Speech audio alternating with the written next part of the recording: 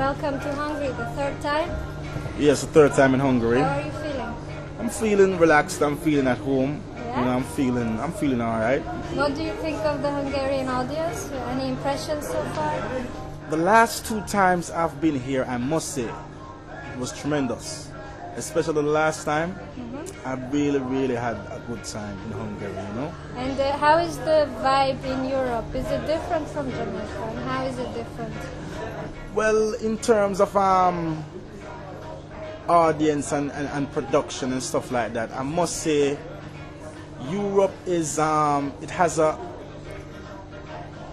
bigger audience following the reggae, because you know Jamaica is a small country. In Jamaica, in Europe, you have quite a lot of countries. So you know the France, the Hungary, the Belgium, the Italy, the Germany, everything put together. It's really a big community for reggae out here in Europe. You know, so I should say the shows, majority of the shows are bigger, and I should say the vibe that we're getting from the people is overwhelming. You know, because coming from Jamaica, you know, going into a foreign country where, you know, they speak a different language sometimes, a different religion.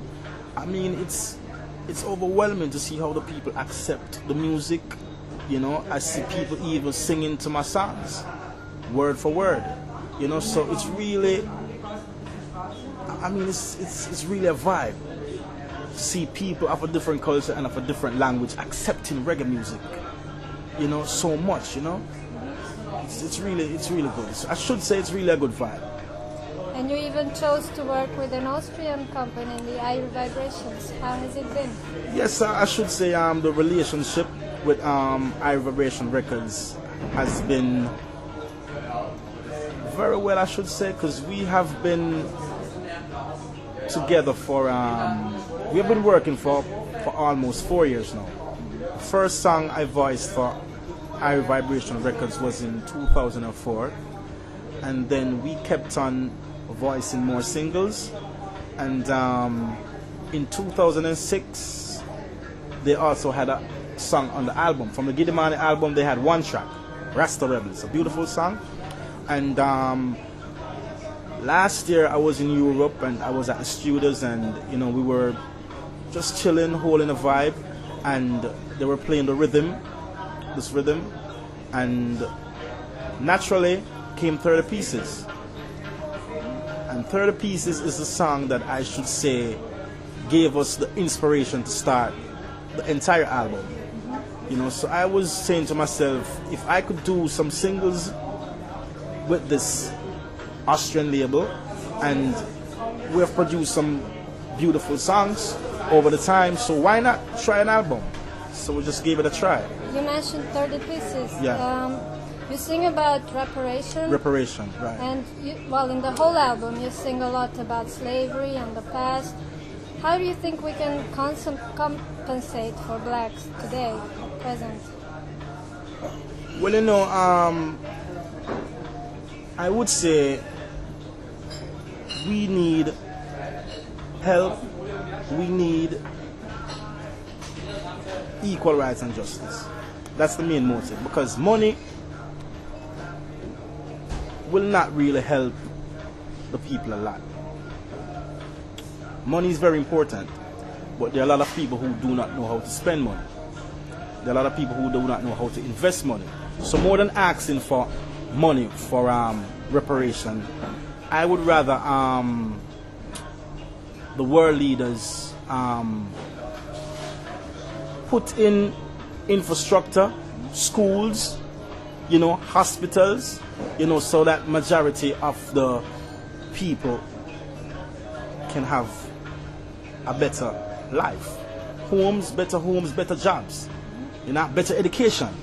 It's not just all about money, because if you're not educated on how to spend money, you're going to squander it.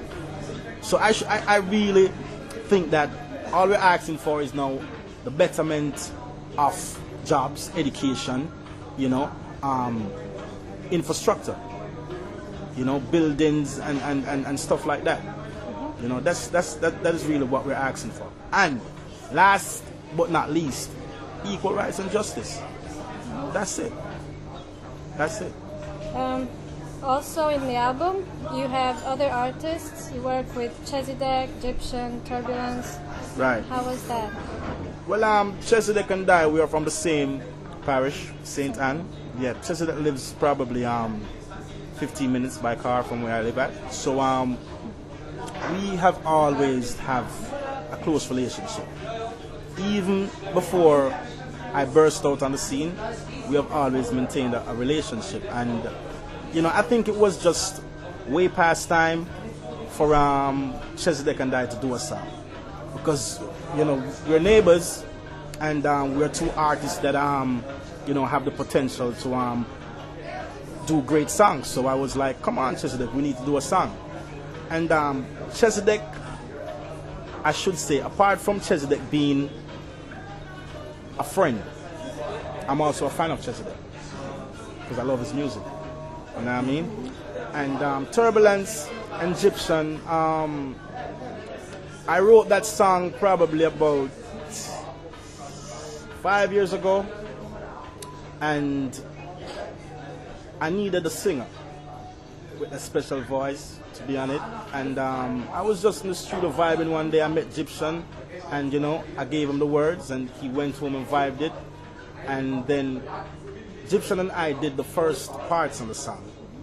And then I was like, I need somebody else to be on this track. And I was like, who should it be? And I was like, Meeny, Meeny, Miny, Mo, Turbulence. So I went, I checked Turbulence, and he went on the track. And I should say, it worked out magnificent. Although we did it 3 separate times, it was magnificent. I wrote the song like 5 years ago. Egyptian voiced his part like in 2006. Turbulence voiced his part in 2007. You know what I mean? And the album was out in 2008. So the whole, you know, the whole mystery around the making of the song, I should say, it developed into something very beautiful. Yeah, very beautiful. And you have various genres in this album, not only roots, Right. and not only conscious, but even ska and hip hop. Yeah. So how do you choose that? Well, I am, I should say, a rounded artist. I listen to all genres of music. Everything. Rap, jazz, R&B, soul, blues, funk, rock. All types of music. You know, I'm open when it comes on to different genres of music. I listen to all types of music. And I've always tried to experiment with them. Not just on this album. I have some singles that are on hip-hop beats. I have some singles that are on R&B beats. I have some singles that are on ska beats. So I think that this album, you know, I just wanted it to have like a universal sound. So that means different people from different genres of music could at least accept one track on the album. You understand what I'm saying? So if you're listening to, say for instance, Rasta Dub Plates or World Trade Center, and if you're not really like an all-time reggae fan, okay, there's Unlock. It's a ska beat. You could move on to it. There's the rendition. It's a hip-hop beat. There is the intro, Greg Rose. It's kind of jazzy, yeah, you know, from that's like from the James Brown era. You know, I created those sounds because I listen to a lot of James Brown too. You know, so I should say, you know, the album represents what I do. I love to experiment.